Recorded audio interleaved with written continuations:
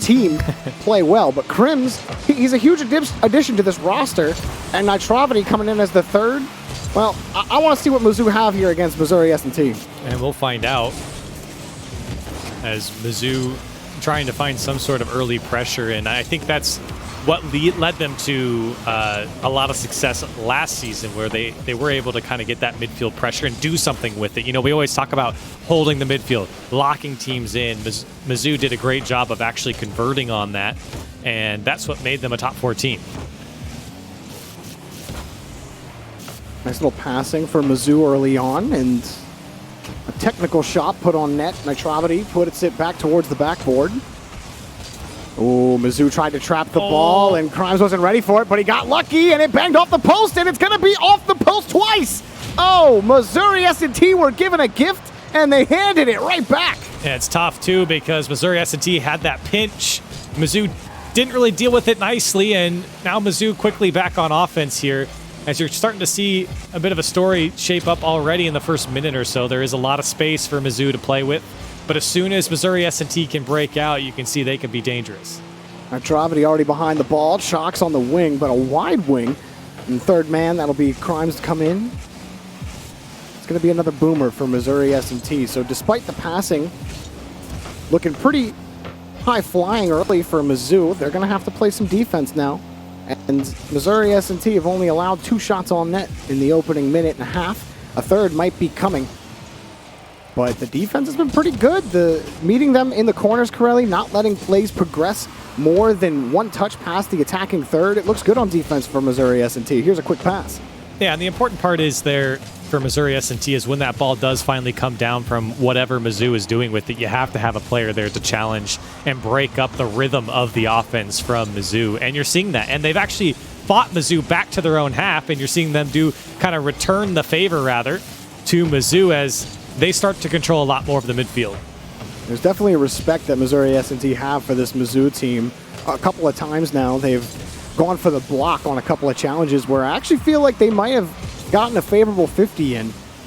And Missouri S&T, they might be starting to realize that if they start just going straight for some of these challenges rather than trying to win a block, I think that will bode well. And here's time. Couldn't set up Sugar. It was close, but you like the progression again. Chalks will get the next clear.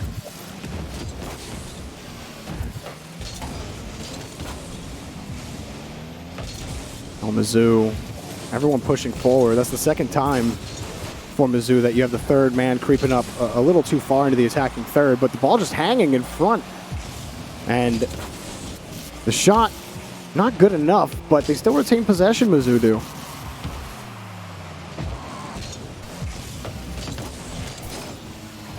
Another high ball.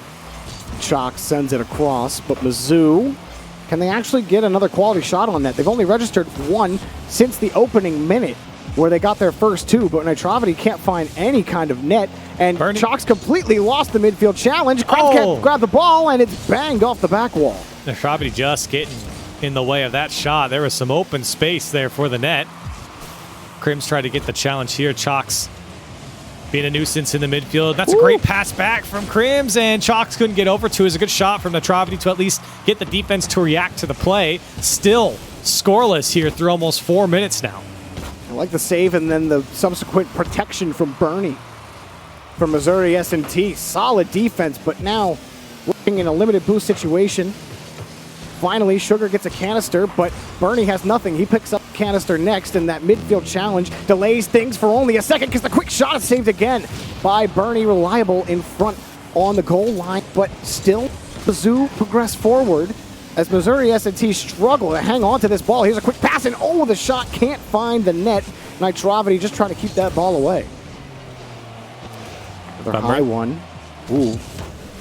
Missouri S&T, I'm getting a little scared, though. Mizzou have kind of had you locked in your own half here for a while. It doesn't really feel like Missouri S&T has any possession or any intent with the ball. It's more just playing away from Mizzou as this ball dangerously floating above the box. And again, it's going to be a Mizzou player to pick it up in the midfield. Now, Mizzou are just turning off the ball in midfield, too.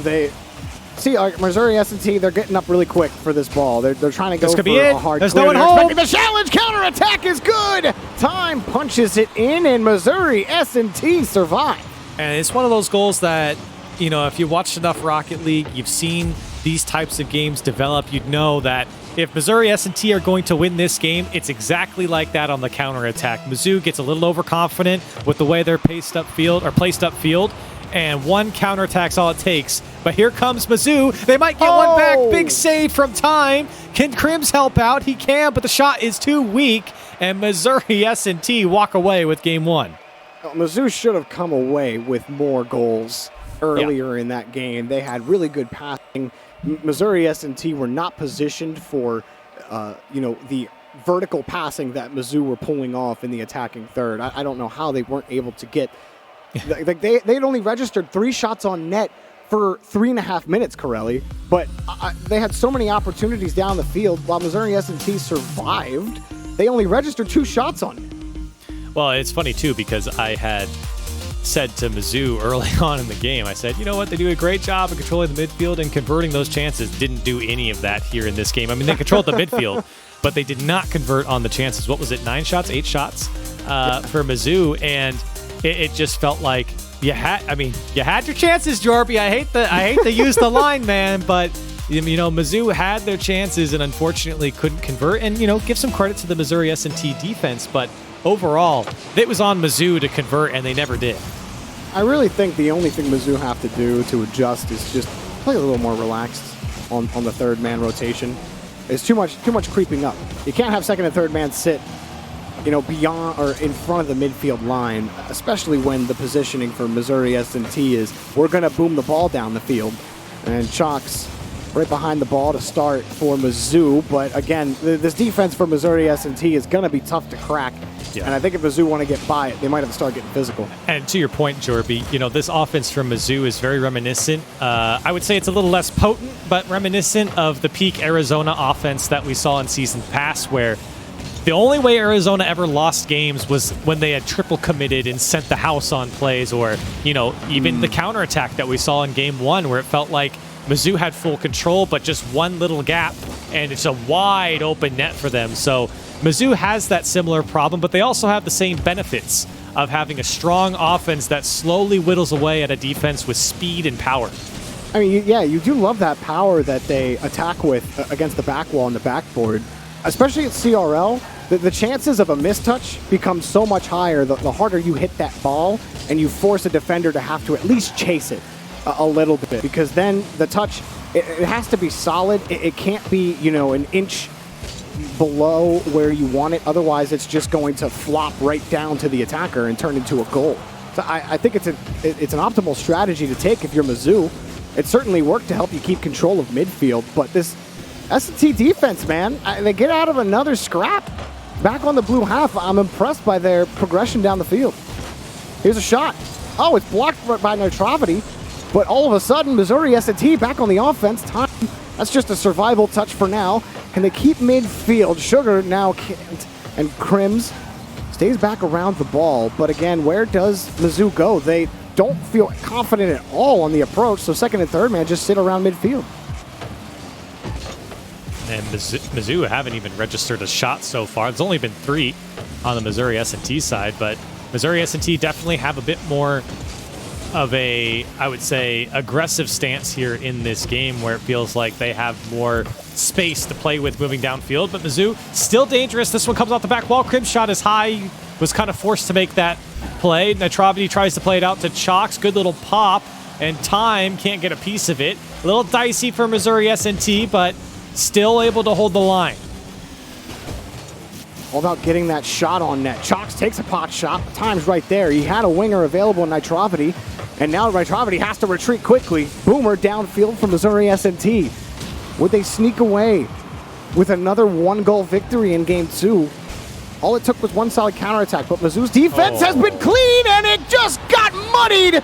Throw it in their face. Time picks up the goal. And again, just one little gap in the defense, one mistake. Chalks tries to make up for it, couldn't make the save, went right into the top of his own net, and it's wide open for Time. Those are the types of plays that Missouri S&T have to convert, and when you see the mistakes, Missouri S&T all over it. So now for Mizzou, where's the way out? You have tried to attack this S&T defense, but the infield passing has died. There hasn't been a lot of it. Nitrovity tried to catch him out, and oh, Sugar! That is an interesting bounce, and somehow, some way, Crims flies in, says, enough of this, we're getting a goal. I have no idea how on earth this came out of the net, and finally, Mizzou do put it away. It took them 3 shots, took them a game, but here they are, and they tie it up. Missouri S&T giving up their first goal here. Those are the fun ones. Fun for Mizzou, and maybe they can start getting a little more confident. Nitrovity was feeling it with a demo, but they're on defense. Chalks next up. Nitrovity back on the rotation. Another 51 for Missouri S&T. It took almost 9 minutes for Mizzou to score their first goal, despite the offensive output in game 1, and despite having really control in the orange half, but unable to put threatening shots like that on target. Crims finds the net, and now Mizzou got the lead. And it's a great example of what Mizzou want in an offense.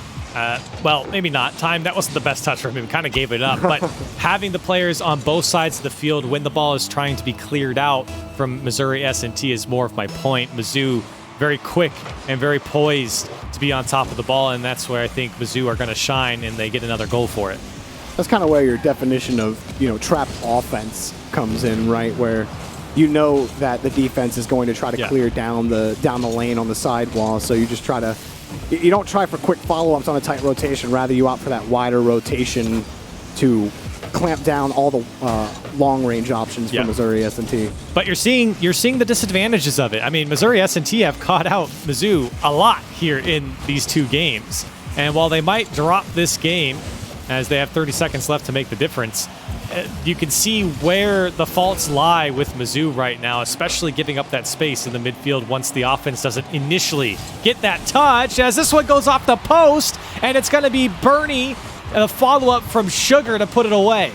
Well, I actually thought Chalks had a chance to save this ball, but he panicked on that jump a little bit.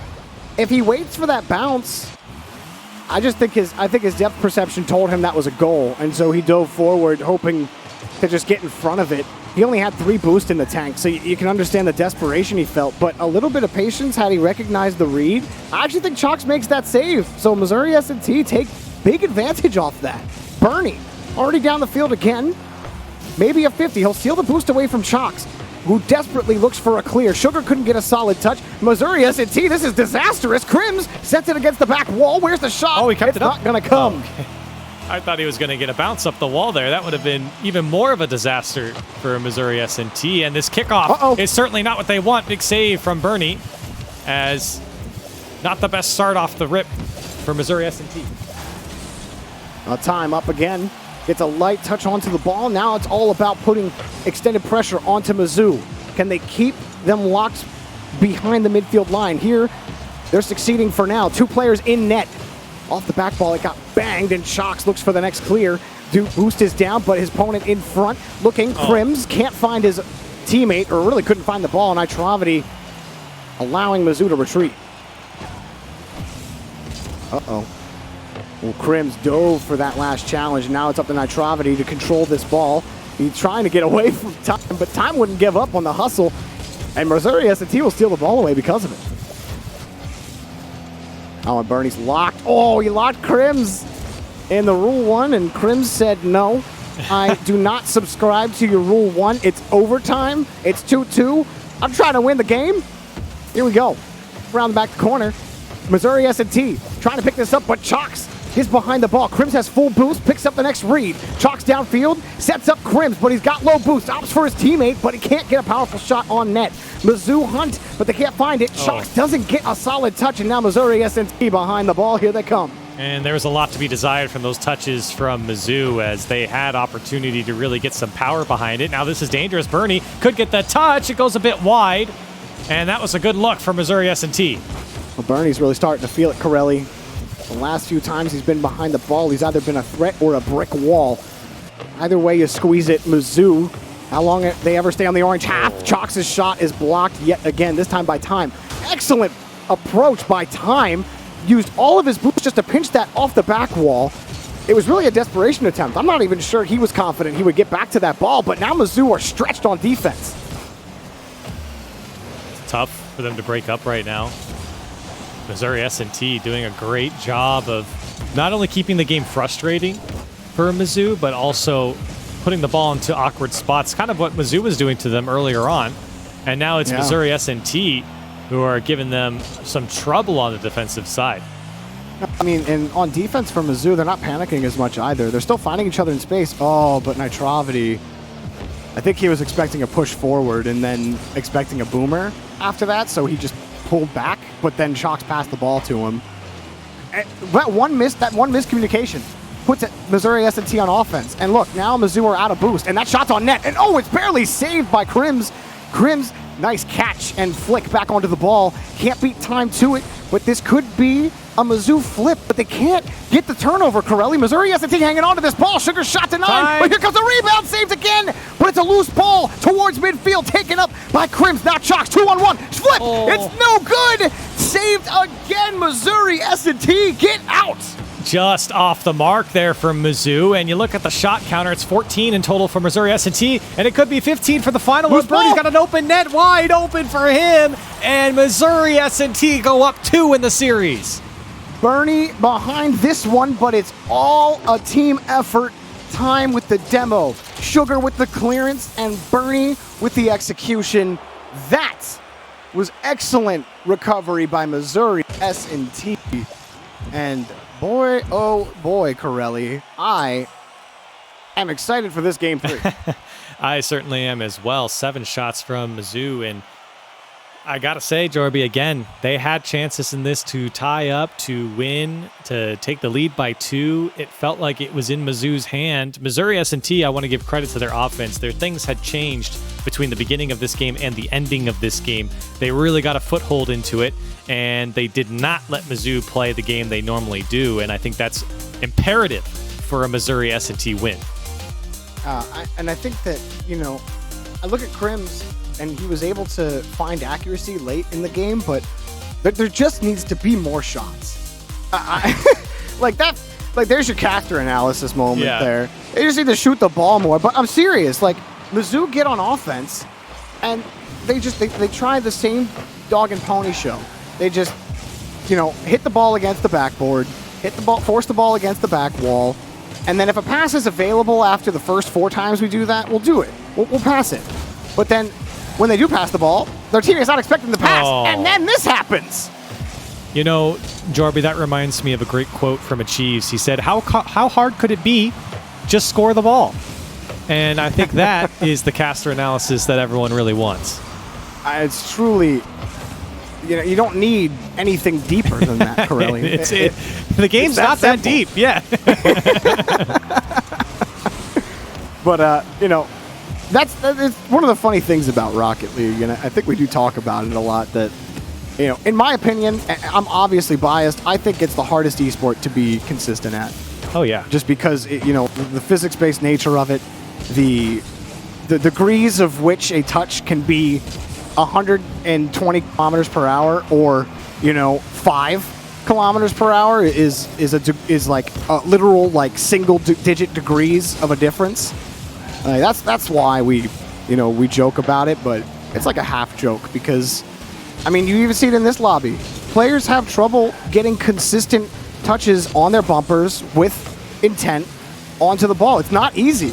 It is not easy to do consistently. Nitrovity barely missing that next touch. Sugar gets the clear. And that's why you see, you know, when you talk about consistency, you talk about breakdowns in the offense like you see in Mizzou. You talk about breakdown in defense like you've seen in Missouri S&T at times. Well, both teams, really. So, I mean, for both these teams, they have those inconsistency issues, and it's really about who can expose them quicker and more efficiently. And for Mizzou, I really like Chalks in this first-man role. He's, you know, the first-man position is that disruptive position, whether you accomplish your goal through bumps or demos or solid 50s or space-creating passing plays. Chalks has been the man to do that, but what a redirect by Time. And that is how S&T want to start this one. He was just floating downfield from a missed challenge and then picks up the corner boost, turns around, sees a ball flying right at him, and I don't think the defense had recognized they never knew he was there. He was so deep, and takes advantage of that, and with his 3rd shot of the game, puts one away. Shades of the old lot days when he would just sit down in the corner waiting for someone to lob a ball down to him, and he would constantly put it into the net. Works out for time. Nitravity has done a pretty decent job in the utility role and just keeping things going overall, but I also feel he's been the victim of a couple of botched passing plays for Mizzou where they definitely could have scored, but that's a solid touch right there. That was a good 50 win. They're going to need a little bit more of that because these keep happening. Like, why are these downfield? It's not even a lateral passing play, Corelli. Like, they're passing from midfield to the attacking third unchallenged. Yeah. Missouri S&T are. Well, and something I like from Nitravity as well is that he's bringing the ball down a lot, and I think that's why he's been on the bad end of more of the passing plays than anyone else on Mizzou, is because he's the one to always be on it. Not every single one of them is going to go well for him, and the willingness to bring the ball down shows confidence, and it also, if you could beat that first man, opens up a lot of space. Something I always say in CRL, but I think is absolutely true. And you're seeing that. And I think that is, having a player like that on your team only benefits you if he knows what he's doing. Mizzou, another push downfield for them. It just becomes a factor of hanging onto the ball, not getting caught out just like this, but somehow the ball stays out of the net. And Nitravity was able to get the clear out. Maybe Chalks can get the shot. He does, and 2 commit. Bounce on the rebound, but no shot comes quickly. Crims looks for Chalks. He's got him, but Chalks wanted Nitravity. Breakdown in communication, yet they still have the ball. Time cuts out the next pass, but Missouri S&T are still in trouble off the backboard. No boost, barely picking up the next save, and Time diving forward. Can he get to it? Not before Crims got it back to Nitravity. Nitravity sets it in front of the box. Chalks dives, and it's saved again. More touches for Missouri S&T. Excellent defense, counterattack, and Time can't hit the ball. Wow, and again, a lot of chances here for Mizzou that they can't put away. They only have 3 shots, but I think all 3 have been very high-quality chances for them, and time is running out for them now. Chalks weaves around one, but then is sent to Rocket League Gravedom. Crims takes 1 touch on it, but he's got no boost, so he's going to take the demo. And now the rest of Mizzou move forward. Nitravity wants to play enforcer as well, but someone's got to take the shot. Chalks does, and 1 commits for the save, but here's the pass in front, through traffic, and it's good! What a play from Mizzou! They finally convert, and it's Nitravity on a great passing play, and Missouri had gotten quite cute in the passing. That's a great one from Crims, and Nitravity there to just squeeze it in the post. 17 seconds left. Couldn't have come at a better time. Now they got to survive the kickoff and hold on. They do for now, but midfield was Times. He doesn't get the touch. First 2 games went to overtime. The third just might, but Missouri S&T are in trouble. Time barely grabs that rebound, and that bounce will be Mizzou's. Chalks, he's got Crims too hard. Here we go. This is it for Mizzou. They got to find a goal right now. Yeah, do or die, and this is a huge game for them. They might get it off the kickoff. Time get there, he does. And Crims still trying to keep it alive. He might get 2 to go. Nitravity's there, wide open, and 9 seconds is all it took for Mizzou. Nitravity upgrade from utility to striker. Crims gets an excellent pass right in front to commit on a Missouri S&T. And Mizzou do what they could not do before, and that is win in overtime against this team in this match. And we're going to go to at least a game 4, Corelli, but Missouri S&T were hot that game. The fact that Mizzou survived, I think, is testament to their ability in this match. Yeah, it was 26 seconds, and all of a sudden, Mizzou have 2 goals. So for Missouri S&T, it's tough because, you had led for most of the game, and you were in the driver's seat for a lot of that game as well. But 1 goal just clearly isn't enough to cut it. You got to put away more of your chances. Really, both teams should have put away more of their chances. Mizzou in particular. Honestly, I think this game should have been won in regular time from them. But once again, Missouri S&T doing a great job on defense. They did well early on with offense. I felt like the momentum, the pendulum kind of swung in favor of Mizzou in that game, and they barely pulled it out. Barely, but barely was good enough for a game 4. So for Mizzou, where do you go from here? The team plays, they've returned, but the defense has not given a single inch on Missouri S&T. The double commits came at the end of that extended pressure, but do Mizzou have to stay on offense for that long every time to break down Mizzou's defense? Only time will tell, and right now, time dictates that Missouri S&T start game number 4 on offense. Chalks gonna dump that wide over to Crims. Actually worked out. I really love how Mizzou are starting to play on offense now. It's not just strict keep away ball, but it's recognizing where the first man of Missouri S&T's defense is, and then forcing him to stretch. Well, in turn, force the second man to stretch, and then you create gaps that way in the rotation. This could be dangerous. Sugar had a second touch there, and again, Mizzou having that weird gap in their midfield and even in their defense, where Sugar, I mean, if he had hit the shot, and granted it was a tough shot, he might get one back here, as he does, as the first goal will go in favor of Missouri S&T. Nice clear by Time on that last challenge. The demo on the backside didn't really matter. Crims was the guy to try to make that save, and he was cut a little too far forward. And that's been the consistent problem for Mizzou is, you know, the back of the rotation consistently gets blown. Well, I say consistently, but it's the most glaring factor of why they get scored on is you can't have your third man rushing back for a diving save. You're not going to win those as often as you'd like to. Nice job by Time to work by midfield, but Mizzou grabbed the ball again, and Nitrovity has been more and more of a nuisance for Missouri S&T to deal with. I feel like his confidence in his positioning on offense has made Missouri S&T think twice, but Chalks makes him think thrice as he puts it in himself. Yeah, great job. Patient on the challenge. Saw Bernie just fly by and then was able just to squeak it through the defense. It does feel like Missouri S&T should have had that ball, and yet Chalks sticks with it. Missouri S&T might be feeling the crackdown on the pressure. In those first 2 games, as much as we talked up Missouri S&T for their defense, I mean, there's a reason we were talking about their defense and not so much their offense, because they've played a lot of overtime and a lot of defense against this Mizzou squad. And as good as it's been, Nitrovity again. It's a nice carry. And those sorts of 50s are always going to be difficult to handle as a defense on the back wall. They get the clear there again, but things can just go awry in an instant. And that's when Pinball Rocket League comes into effect with those weird pinches. Look at Crims harassing the last man back. Sugar couldn't get it, but it was enough for Time to get back. Nitrovity forcing the next 50 up, but Missouri S&T don't feel the pressure. Just kidding. They feel it a little bit off that whiff. That's 2 going for S&T. Sugar has to make the save, and again, straight to a Mizzou player. S&T have done better to get these long clears. Even after the double commit, they're semi-able to stay composed, and Sugar has to stretch out for that one. 2 up for Mizzou. It's wide open now for Sugar, and he's got a free net to shoot on. A 1-goal lead now for Missouri S&T. It all breaks down again. The second and third man commit for Mizzou, and that's as simple as it gets. Someone has to stay on the ground, period. Next goal.